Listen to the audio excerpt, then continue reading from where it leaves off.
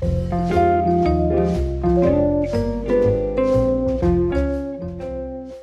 to Real Estate 360 with real estate expert Ken Renner. Ken, it's good to catch up with you. It seems like we're trying to get rid of summer here in Austin, Texas, but it keeps wanting to stick around. And I'm curious how the housing market is going. Oh, yeah, we're definitely going to get into that here in a second, but I just want to see what are you doing this weekend, Sandy? This weekend, what am I doing? That is a great question. Whatever my wife tells me to do. That's a good this answer. weekend. Right, Yeah. cool. Yeah. So I'm taking my Texas wife. OU this weekend. Oh, Texas OU. Okay. That's when the weather changes, you said. That's right. Okay. My history in Central Texas is the weather doesn't change until the week after the Texas-Oklahoma football game, and that seems to be true this year too. Okay. Cooling off next week. Excellent. Well, we're going to Vegas to see the Eagles at the Sphere, me and my wife. And Nice. my assistant bought a second home out there, and she's letting us stay there, so it's going to be a lot of fun. That'll be. Have you seen the Eagles before? A bunch of times, yeah. In fact, what reminded me is because one of the things I did, long memories when I was 10, 12 years old, was driving across the Southwest with my dad's green stretch Dodge van to go dove hunting, in Blythe, California, which is middle of the desert, right? And all we had was an 8-track player. We had a couple of 8 tracks and then the Eagles' greatest hits. That's all you needed, really. And so going across Southwest and listening to those songs over and over, and now I play them in our band and things like that. So it's really going to go back memory lane. And that was 50 years ago. I was just realizing it was 50 years ago that we were listening to the Eagles' greatest hits. And they're still doing it and sound great. That'll be a great show, especially at the Sphere. Yeah. It's a great place. Yeah, I haven't been there yet. Have fun. Be careful. Vegas can get you. Yeah, I get it. I don't gamble much anymore. So Yeah. Maybe a little bit of horses. There you go. There you go. So I just want to get into the numbers real quick. We have a lot to cover because we're going to do a little bit different angle right now, and I'm going to be talking fast. We have a lot of information to cover. So I know people can listen quicker than I can talk. So that's good news. But we won't spend a lot of time on the stats. Basically, it looks like our Austin market's pretty flat over from last year. Median price is $585. That's up about 1.8%. So, marginally going up. So not going up, not going down all that much. Closed sales are down by 16%. But we're back to almost an equilibrium inventory, 5.4 months. And they say 6 months is an equilibrium buyer-seller market. So, and then our market's up 67 days is your average time on the market. So more of a normal market. And so that's where we needed to get to. And of course, with the interest rates supposedly coming down, it was interesting. The Feds lowered the rate and it lowered the Fed funds rate, and then all of a sudden the interest rates went up, and that was just a knee-jerk reaction. But they will work their way down, and so that's what the pent-up demand is there. And we're selling. I had a great month. I mean, we sold 3 of our listings this month, and so yeah, it was just it was really good to have. But this podcast, we're going to be covering something a little bit different. I'm going to be talking more to my industry. And so about how I can help other agents across the nation become investor specialists. Because I've made a great living at helping investors, and I found a niche in that area and just put the gas on it once I found a formula that worked and put together the team. And so, in the early 2000s, it led to several hundred sales to investors, mostly out of state. I had bus trips. We had bus trips of tours of people coming up. And then since 2020, since pandemic, I sold 440 houses, over 120 million to investors. And I want to share how I did it with other agents. And so I've created a network and a group that we're going to be we put together. We're starting it right now, especially having to do with the Tom Ferry network, because Tom Ferry's coaching organization is the largest in the United States. In fact, it could be largest in the world, but largest real estate coaching organization, over 5,000 coaching members there. Wow. And so they're letting me do a webinar for investor to teach them specifically how to become investor specialists. And so that'll be coming up here October 22nd. So I'm really excited to have a chance to get in front of How big an audience are you going to have? Well, I don't know. It's probably a couple hundred, but that's good. Still. I just want to, because what is funny is 30% of the market is investors. Right. But very few realtors really spend time learning how to be an investor specialist. Right. In fact, most of them don't even own their own rental properties. And so that's what we're going to get into today, some of the whys and everything. Go down some really cool bullet points about maybe opening up some eyes to some agents about how to think outside the box. All right. So we're going to talk about some, with real estate, there is a very good chance if you do it right that you're going to have financial freedom. And so we're going to teach our agents how they can get their clients and themselves a portfolio of properties so that they don't have to work until they die. So, and that's becoming an investor specialist. Specialists, they make more money. And so if you think about doctors, you have your general practitioner or your general realtor, and then you have a specialist and that's the one that you go to for the very important stuff. And they make more money. They charge more because of all the experience that they have to have. Tom from Stage at the Summit last year said, if I had one regret, it would be I wished I'd lived more simply and bought more real estate. Yeah. So this is a guy that's worth, according to net worth, is over $200 million. So he wished he lived more simply and bought more real estate. So the thing is, I don't want to let my cohorts, our ecosystem, our realtor friends, that we don't want them to work until they die. And we've seen it time and time again, that because they don't have an exit strategy and a plan for passive income. So the question I ask, and my financial advisor and my coach is asking me, is, Ken, what's your number? And it was a good question because at 60 years old, I don't want to work till I die.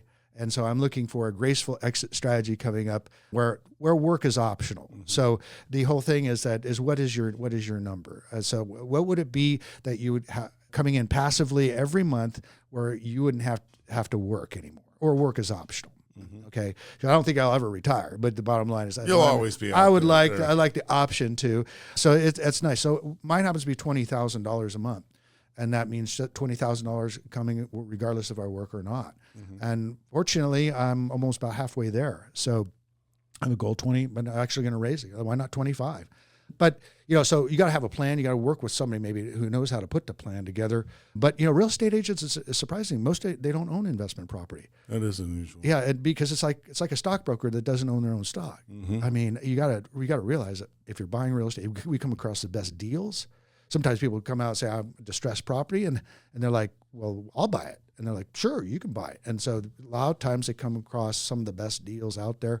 So, and that's where the opportunities are. And so, I'll go back to my first home, 1983. I bought a house in Anchorage, Alaska. I was 19 years old, same time I got my license. I think I paid $72,000 for it. And so that little house right now would have been paid off 10 years ago. Oh, I actually sold it a couple months later for $100. So that wasn't that was a pretty good flip there. Yeah. But if I kept it, it'd be worth about $350,000. It would have been paid off over 10 years ago, and could have had a nice little, fishing lodge or something to go visit or something. But, and now I looked at my dad, who bought his first house in San Mateo, California for $17,000. 1963 when I was born. So that was 60 years ago, 61 years ago coming up. And so that house is worth about just a little over $2 million right now. And so, I just ask, if you're a realtor, and you own a house, and maybe it's time to move, don't sell it, or maybe even not have your clients sell the house. They probably have a great interest rate on it. Why don't you keep it as an investment property and put tenants in it and go buy your next one? So the thing about me is that I myself and my wife, we like to spend. And so if I don't put it in real estate or put it somewhere, cash value life insurance, where I can't get to it so easily, we'll just spend it. Right. So it's great to be able to park your money into it and have a plan about how you're going to be able to take a certain amount of your money every month, put it aside so that you can buy real estate. And we have so many advantages being realtors, including some very cool tax advantages that we'll get into. So, I was talking to my coach, David Grant, with the Ferry organization. He said, real estate is a long-term play. It's not a piggy bank. And I think back in the days we used to, you'd pull cash out and go buy, depreciating assets like a boat, or, it's just, get the credit line and just, go on vacation and stuff like that, as opposed to just letting the property grow in value, let the note naturally pay off as your tenants pay off the mortgage. And that's how you build wealth. And so my rich dad, I call him, is still alive. He's 85 years old, and he was a realtor, and he's retired 10 years ago. Doesn't have to work anymore. He just bought and held, exchanged, held all of his properties until the point now where he's got over $10 million net worth. He doesn't need to work anymore, and we're going to get a nice little stepped up basis when we won't have to pay taxes when he passes on to the kids. So it's a legacy play as well. So buy it, hold it, exchange it, and pay it off. So for the agents I'm working with, I want to help them become the knowledge broker on becoming an investor, having their clients become investors. So first of all, if you're not an investor specialist, team up with somebody who is. That somebody like me, I'd be more than happy to coach you. I coach clients all the time. Most of my clients are first-time investors, but they come back. And I'm talking about why I love investors and how much different they are as a client here in a second. But as an agent, you want to think outside the box. So if you're an agent in California or New York or Chicago, where prices are, or Seattle, with areas that I'm working with, the homes there average $2 million for a 3-bedroom, 2-bath, right? Mm-hmm. They don't cash flow. We go in my podcast, I go with these agents. I'm like, what would that rent for? Oh, it'll rent for about $6,000 a month. It's respectable. Oh, how much is the payment on 25% down? They're like, oh, $16,000 a month. Like, well, that doesn't play out here in Texas, where we've got properties still close to lowest 200 down in the San Antonio Austin corridor. Or like in Austin, we're looking between 3 and 5 is where a lot of our investors are looking right now, taking advantage of the dip in the market. So that you can move your investments out or your capital out of higher appreciating area, higher equity areas into better, lower value properties that provide better cash flow, and also be able to diversify into multiple properties. Also, I encourage them to leverage insider knowledge. Okay, so that's one thing about real estate. You and I know, those in the know, those that know the inventory, a lot of good old boy stuff going on. That's legal in real estate. So having that insider knowledge, the right people, the good relationships with the builders and things like that, that's what we built up over all these years. And then riches are in the niches. These are cliches, but they're very true. And so if you're a jack of all trades, and I do single family, I do multifamily, I do luxury, I do land, I do this and that. That's great, and I do a lot of all that. But to specialize in a particular niche is a great way for you to be outside the box, outside the normal realm that separates you then from the regular crowd. Because any realtor will sell you a property, but they don't have a network of people behind them. So it's also allowing you to have different conversations with your clients. So when you say, I don't want to keep calling my client that I sold him 2 years ago, I know he's not moving for 7 years, hi, you still want to sell your house someday? It's like, as opposed to investors they will buy in multiples, and they will buy when the time is right, not because they have a life change. So that's something that we tap into. The Ferry Network is 5,000 agents spread across the United States plus international. And so we have a spectrum of specialists in there. And my idea is to connect the specialists together so that if you have high equity area where you have clients that need to move it out, but you want to move to Florida or Oklahoma or Texas or New York, North Carolina, where the numbers work better, that's what we're setting up, and that's what I'd like to be able to help our network do. What's really cool, though, is that I pay 30% referral fees. Some of the other, like our Oklahoma connection, he'll pay 50% of the referral of the fee. And the commissions, we don't have to beg from the builders to get our commissions, are anywhere from 3 to 6%. So on average, my average Austin, investment property, say it's $400,000. It's six, like builders are paying, like Lennar, sometimes paying 6%. That's 24,000 times 30%. That's a pretty good chunk of change for a name and a number.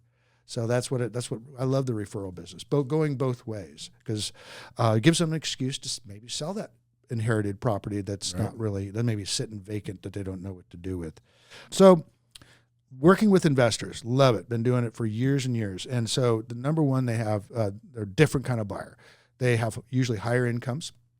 And they're oftentimes accredited, which, as you know, accredited means they're more sophisticated, and they've got the numbers, and they have to have a certain net worth, $1 million plus, and some other rules. They're not geographically bound, and that's what I made a great living on is getting people from other parts of the country to invest in our great areas.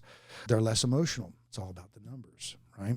They thrive during downturns. I'll talk about recessions, all possibilities, and this and that, but during downturns, especially in the Blackstone and all these big companies, around 2011, 2010, they just scooped up, billions of dollars worth of property, and they had the deep pockets. They did it, and they did it right when everybody was running. Right.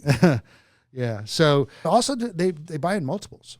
Oftentimes, we have Mr. Bill, who sold his one house in San Mateo. Use him in our webinar as an example, and he turned his one house there into 9 houses in Central Texas. So a lot of way to diversify. They refer their friends and family. So also in the high tech world, there's a lot of camaraderie there. A lot of, what are you doing? What are you investing in? And then they share, and they're looking for somebody they can trust. And so that's the big thing. They want somebody who cares, because we're not always perceived in an industry that really cares, oftentimes. But I care, and they want somebody that can help them. Just because they care, but if they don't have the expertise to help them out to structure a deal or a portfolio, then they can't really help, right? But they can connect somebody who does. And then the other one is that they need somebody they can trust. And I think that's the number one thing, is they need somebody they can trust. And the neat thing about my network now of the high-tech workers and the medical field people that I've been working with is trust is transferable. So if their family and friends bought homes for me and they're asking somebody else, should I invest with this person? Yes, if they're not going to refer me unless they trust me. Right. So I like to bring those things, caring, help, and trust, to be able to help our investor clients. Also, we help our clients, both investors and the investor agents. Okay, let's set some goals. If you really want to build a portfolio of property, and so what's the reason why? Why would you want to have a portfolio of investment property? Is that too much of a hassle, or is it a way to create financial freedom and legacy? So that's the things I put down here. Some ideas to ponder. Why would I get involved with owning all these properties or having my clients? Financial freedom's big one. You don't have to work if you don't want to. Legacy, passing it on to your kids in very favorable tax rules about passing it on to your kids. Philanthropy, give it away. I mean, if you got it, you can give it away, right? So if you don't have it, you can't help give it by giving away. So your church or your organization, your charities, we gave a whole lot of money over the years to Habitat for Humanity to help build houses for people who can't afford them, or just lifestyle.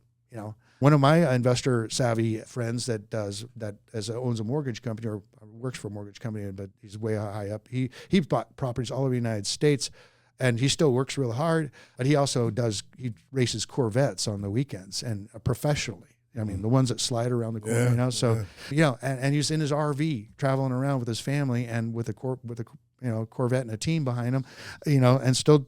Loving life, so maybe it's a lifestyle. Then after you do that, we need to get down and make a plan. So how are you going to do it?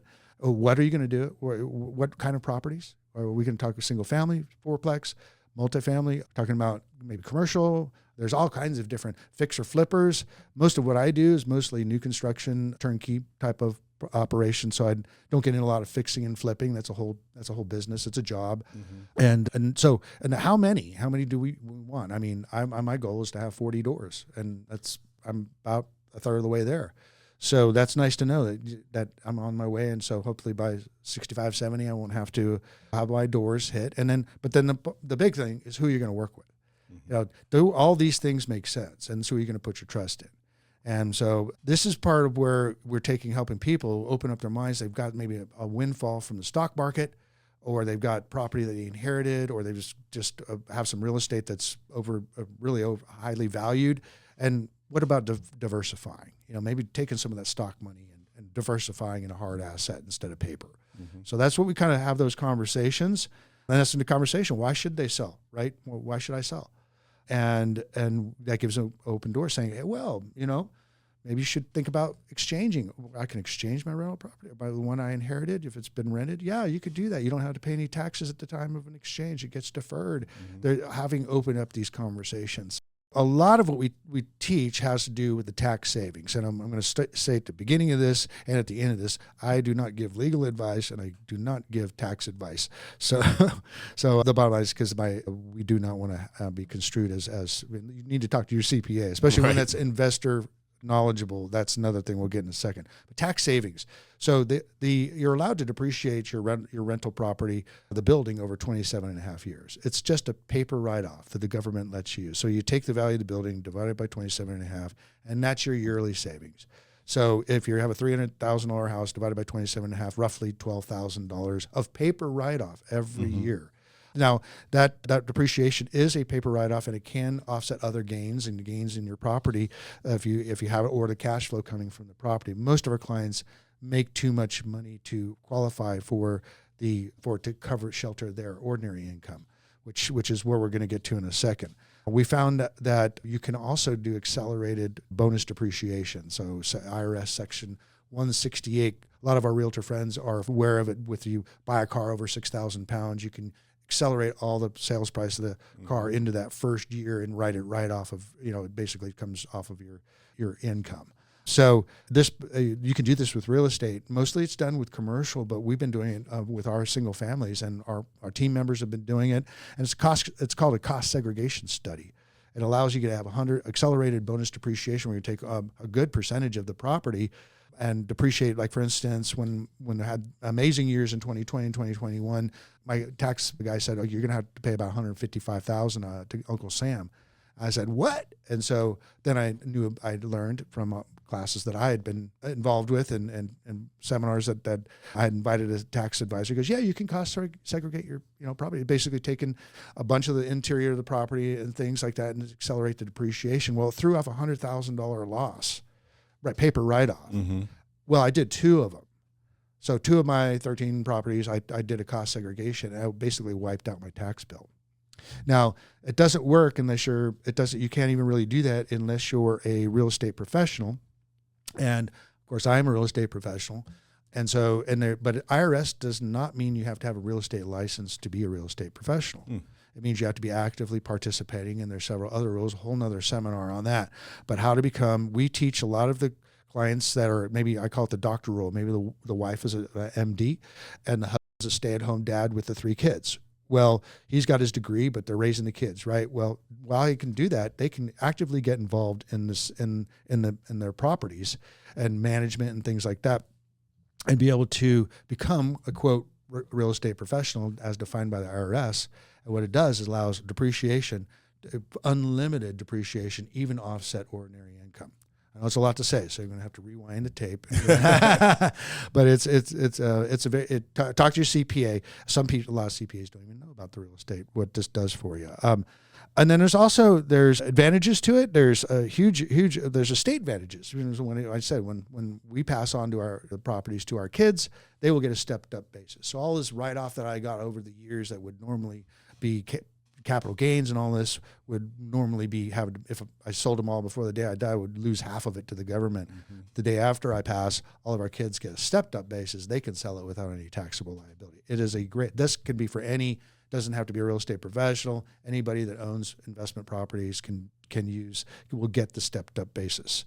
So talk to your tax advisor and your legal counsel about anything that I just said. But that's where I want to get to. The next point is the networks of help for investors are different than your typical H&R Block. You need to have a CPA. You need to have a tax advisor. You need to have somebody who's familiar with the laws, especially when it comes to real estate and how real estate is being treated, especially with new administrations or old administrations that could really affect all these tax laws. So you're going to have an investor specialist, an insurance agent, an investor specialist, attorney, lender. Property management and leasing is a big part of what we do. Builders, we got to have a network of builders that offer the right product. Trades, these are all things that a good agent that has been doing it for a while has put together this natural network of help, which is different than a normal real estate. It's like circles of help that we all put together. We put our investor right in the middle of it, and then we're the mentor and guide and coach, and we help them build their portfolio. And we also encourage our real estate agents to say, hey, just start now. I talked to a guy, Buddy is his name. He works for D.R. Horton. I remember in the mid 90s, that's when I first met him, and he was awesome. They did, always selling a lot, always top producer. And I told him way back then, and he reminded me, I said, you know what you should do, buddy? You should buy one in every subdivision that you're moving to. So over the years, you move about every couple of years. You would build up. He goes, Ken, if I had taken that advice, I'd be so much further. I was like, yeah, you probably would have got a discount from the builder, and you got commission and all that. That's the other thing. We got commissions. We got stuff. Makes it super simple to be able to acquire property. So my encouragement for our investor savvy agents, in fact, that's my website, or right now it's a Facebook group, is investorsavvyagent.com, theinvestorsavvyagent.com, is be the knowledge broker. Mm-hmm. If you're not one, network with one who is. Get to know your product. Get to know the lingo. It's not that hard. Plan a strategic future for yourself and for your clients. I think your clients would appreciate that. Have you thought about this? Have you thought about investing? Have you thought about investing in your town or out of state? You can hook up with some people who are very well vetted and well trusted. And the other thing is, big thing, take action.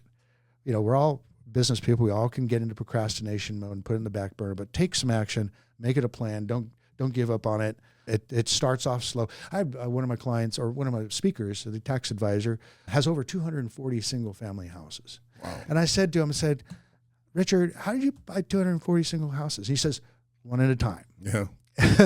So, obviously he's way beyond having to work anymore, but he doesn't want to retire. So, and the number one wealth gap is whether you own real estate or you don't. Right. A lot of our foreign buyers understand this because back in the old country, it's the ones that own the land and own the real estate. They're the ones that are really wealthy. Yes, stocks do well, and I get stock market. It's just I know real estate and I know what it can do, and I want to see everybody succeed. And so that's my pitch to you is I want you to be able to succeed. You can always contact me, Ken, 512-423-5626 or Ken, K-E-N-N at buyaustin.com. And I'd be glad to talk with you to be able to help you become somebody you can help your clients be able to start investing and earn referral fees, large referral fees. I've made millions of dollars in GCI doing exactly what I'm talking about, but I've also paid out tens and tens of thousands of dollars in referral fees. A name and a number gets a check somewhere down the line between $3,000 and $10,000. Yay. And they buy in multiples and they tell their friends and family. Ken, have a safe trip to Las Vegas. Enjoy the Eagles. That's a lot of information. All right. Have a safe trip. You've earned it. All right. Right. Well, I'm on the long road home. See ya.